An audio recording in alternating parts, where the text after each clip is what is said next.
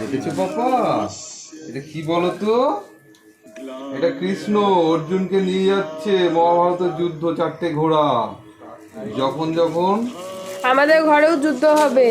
হ্যাঁ, মানুষের দেহটাই একটা কুরুক্ষেত্র ময়দান। ওই যে জন্য যেভাবে পাপা নেবে, নিয়ে এসছে, আমরাও মহাভারত যে করব। যেভাবে ঠিক নেবে। আছে মা, আরে যুদ্ধ আমরাও মানে ওই মহাভারত অস্ত্র করব। শস্ত্র ওটাই না, অনেক রকম মিনিং থাকে।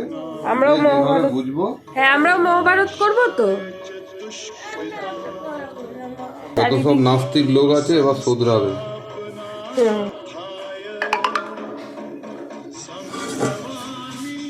তো এই টেপটা লাগিয়ে দিলাম, তাহলে আরও ভালো স্ট্রং হবে।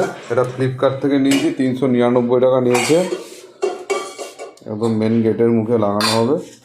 আর এই জয়েন্টগুলো একটু ফেভিকুইক লাগিয়ে দেবো।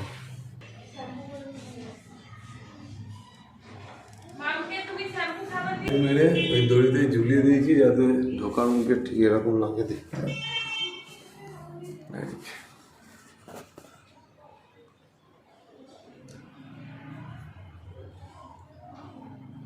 অনেক দিনের ইচ্ছা ছিল যে ঘরে ঢোকার মুখে এরকম একটা ছবি থাকবে, আর নেম প্লেটটাও লাগিয়েছি, বেশ ভালো লাগছে।